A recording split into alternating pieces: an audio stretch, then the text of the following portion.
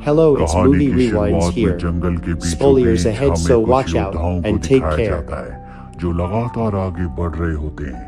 इन योद्धाओं में सबसे आगे जिबारो होता है।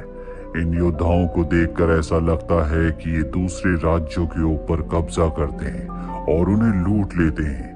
अब ये जंगल में एक जगह रुकने का फैसला करते हैं जहाँ जिबारो अपने घोड़े को पेड़ के साथ बांधकर पास ही की झील में पानी पीने के लिए जाता है। और जब वो झील के पास पहुंचता है तो देखता है कि पानी के अंदर सोने का एक टुकड़ा है, जिसे देखकर वो हैरान हो जाता है। वैसे भी इन सोल्जर्स, इन योद्धाओं का यही काम है, ये दूसरे राज्यों को लूटते हैं। लेकिन जिबारो को नहीं पता होता कि पानी के अंदर से कोई उसे देख रहा है। जिबारो वहां से जाने लगता है। उसे महसूस होता है कि उसके पीछे कोई है, पर जब वो पीछे देखता है तो वहां पर कोई नहीं होता।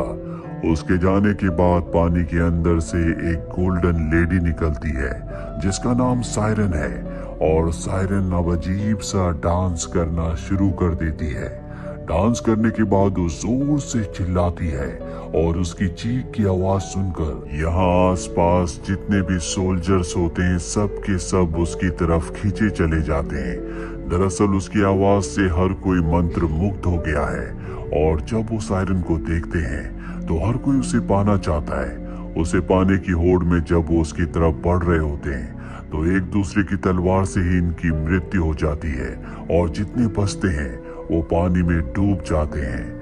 और इस तरह से सायरन की चीख की आवाज से यहाँ सब के सब मारे जाते हैं। सिर्फ एक ही योद्धा बचता है जो होता है जिबारो। सायरन जिबारो को देखती और जोर से चिल्लाती है, लेकिन उसके चिल्लाने की आवाज का उस पर कोई असर नहीं पड़ता, क्योंकि वो एक डेफ है, यानी कि उसके पास सुनने की शक्ति नहीं है। और ये देखकर सायरन हैरान हो जाती है, क्योंकि आज तक कोई भी उसकी मैजिकल आवाज से नहीं बच पाया। लेकिन उसकी मैजिकल आवाज का जिबारो के ऊपर कोई भी असर नहीं हो रहा होता। उसे लगता है कि शायद उसका मैजिक जिबारो के ऊपर काम नहीं कर रहा, इसीलिए वो पानी के अंदर चली जाती है। जिबारो भी बहुत ज्यादा डरा हुआ होता है, क्योंकि उसके सभी साथी मारे गए। लेकिन सायरन एक बार फिर से पानी के अंदर से अपना सर बाहर निकालती और जिबारो को देखती है। दरअसल जिबारो की तरफ अब वो अट्रैक्ट हो रही है। उसे लगता है कि इसके अंदर कोई खास बात है, इसीलिए उसकी आवाज का, उसके मैजिक का उस पर कोई असर नहीं हुआ।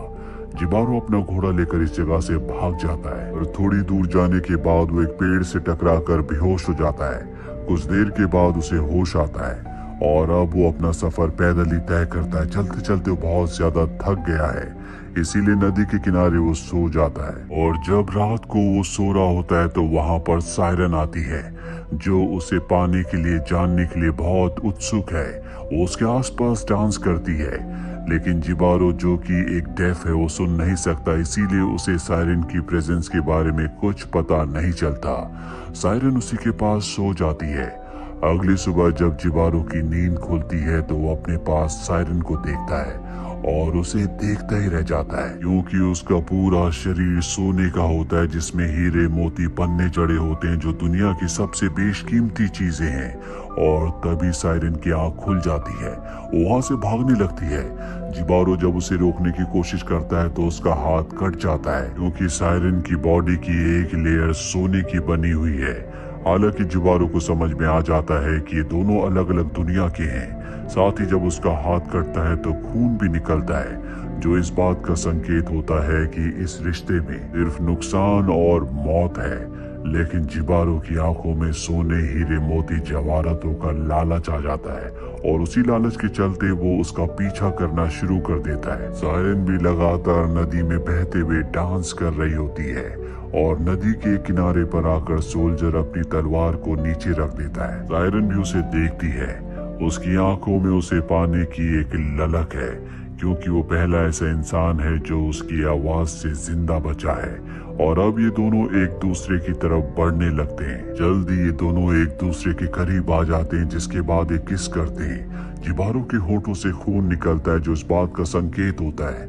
कि ये दोनों एक दूसरे के लिए नहीं बने। लेकिन जिबारो अपने सोने, हीरे मोती, जवाहरातों की लालच को पूरा करना चाहता है, जबकि सायरन अपने लस्ट को पूरा करना चाहती है। ये दोनों एक दूसरे के करीब आए हैं क्योंकि इन दोनों के मन में अपने अपने लिए लालच है। ये दोनों एक दूसरे के बारे में बिल्कुल नहीं सोचते और अब जब एक दूसरे के करीब होते हैं तो जिबारो सायरन के ऊपर अपने सिर से हमला करके उसे बेहोश कर देता है। इसके बाद वो सायरन की बॉडी से उसकी सभी ज्वेलरी जो कि बेशकीमती है, साथ ही उसकी स्किन जो कि सोने की है, उसे भी निकाल देता है और उसे निकालते हुए सायरन बहुत ज्यादा इंजर्ड हो जाती है। पर जिबारो को उसकी चोट से, उसके दर्द से कोई फर्क नहीं पड़ता। वो बस अपने लालच को पूरा करना चाहता है।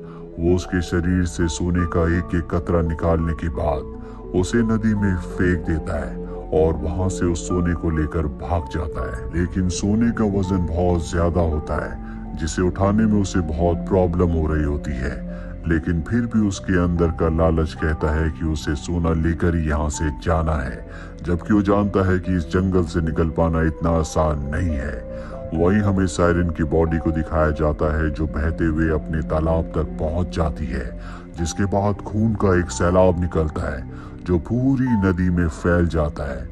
वहीं जिबारो बहुत ज्यादा थक गया होता है, इसीलिए नदी के किनारे वो पानी पीता है जिसमें सायरन का मैजिकल खून भी होता है। और सायरन का मैजिकल खून जब पानी के साथ उसके पेट के अंदर जाता है तो उसके सुनने की शक्ति उसे मिल जाती है। उसने पहली बार आवाजें सुनी होती है, इसीलिए वो अजीब सा बिहेव करने लगता है। उसे कुछ समझ नहीं आता कि ये सब उसके साथ क्या हो रहा है, पर जल्दी वो अपने आप को शांत करता है और यहाँ से निकलने की तैयारी करने लगता है। वहीं सायरन को दिखाया जाता है जो पानी से बाहर आती है, वो अब भी जिंदा होती है और जब वो अपने शरीर को देखती है तो उसे बहुत दुख होता है क्योंकि उसके सुंदर जेवरात जो कि उसके शरीर की शोभा बढ़ाते थे, जिन पर उसे गुरूर था, वो सब के सब अब जिबारो लेकर जा चुका है और इसी के साथ उसका भ्रम भी टूट जाता है। दरअसल उसे ऐसा लग रहा था कि जिबारो उसे पसंद करता है, लेकिन अब उसे पता चल गया है कि जिबारो सिर्फ उसके सोने चांदी हीरे जवाहरात के लिए उसके पास था। और वहीं हमें जिबारो को दिखाया जाता है जो नदी के किनारे है। सायरन उसे देख लेती है और दर्द से चिल्लाने लगती है और अब जिबारो सुन सकता है, इसीलिए वो उसकी आवाज की तरफ अट्रैक्ट होने लगता है। वो चाहकर भी अपने आप को नहीं रोक पाता और जब सायरन ने देखती है तो वो जोर से चिल्लाती है, जिसके बाद जिबारो बड़ी तेजी से घूमता हुआ, डांस करता हुआ उसकी तरफ खींचा चला जाता है और उसका भी वही हश्र होता है जो उसके सभी साथियों का हुआ था। पानी के नीचे हमें बहुत सारे स्कल्स दिखाए जाते हैं, जिसका मतलब ये है कि सायरन यहाँ पर हजारों लोगों को मार चुकी है। पर अब सायरन के पास भी कुछ नहीं बचा। जो उसके शरीर की सुंदरता थी, जो उसकी ज्वेलरी थी, जिस पर उसे गर्व था, अब वो उससे छिन चुका है। दरअसल ये पूरी की पूरी कहानी आज की दुनिया को रिप्रेजेंट करती है, जहाँ पर हर एक इंसान दूसरे इंसान से किसी न किसी लालच, किसी न किसी कारण से जुड़ा हुआ है। जिस तरह से जिबारो सायरन के पास गया क्योंकि उसे उसका सोना, हीरे, मोती, जवाहरात चाहिए थे, वहीं सायरन भी जिबारो के पास इसलिए गई क्योंकि वो अपनी लस्ट को पूरा करना चाहती थी। इन दोनों के मन में एक दूसरे को इस्तेमाल करने का लालच था और बुरे काम का बुरा अंत ही होता है। जिस तरह से जिबारो के मन में सोने का लालच था, उसने सोने को पा तो लिया, लेकिन वही सोना उसकी मौत का कारण बना। वहीं सायरन जिसने कई लोगों को मारा, उसी के एक शिकार ने उसकी वो हालत कर दी जिसके बारे में उसने कभी सोचा भी नहीं था। उसकी सारी ज्वेलरी जिस पर उसे कभी गुरूर हुआ करता था, वो सब कुछ उससे छीन लिया। आज की दुनिया में भी इंसान उतने ही क्रूर हैं जितना कि जिबारो था। उसने सायरन की बॉडी से सोना निकालते हुए उसे बहुत जख्मी किया था, बहुत दर्द पहुंचाया था। आज की दुनिया में भी इंसान अपने लालच को पूरा करने के लिए किसी भी दूसरे इंसान को किसी भी तरह की तकलीफ देने से पहले सोचता तक नहीं है। जिस तरह से सायरन ने अपने लक्ष्य को पूरा करने के लिए बहुत बड़ा रिस्क लिया, ये जानने के बाद भी कि वो एक सोल्जर है। ये दोनों अलग अलग दुनिया के हैं। आज की दुनिया में भी इंसान अपनी लस्ट को, अपने लालच को पूरा करने के लिए हर तरह के रिस्क लेने के लिए तैयार है, भले उसमें उसकी जान क्यों ना चली जाए। हालांकि हमें जिबारो की कहानी एक एनिमेटेड सिंपल कहानी लगती है, लेकिन इसके पीछे बहुत सारे हिडन मीनिंग्स हैं जो बार बार आपको देखने पर पता चलेंगे। नेटफ्लिक्स पर आप इस एपिसोड को देख सकते हैं। Make sure subscribe our channel for more videos, and thanks for watching.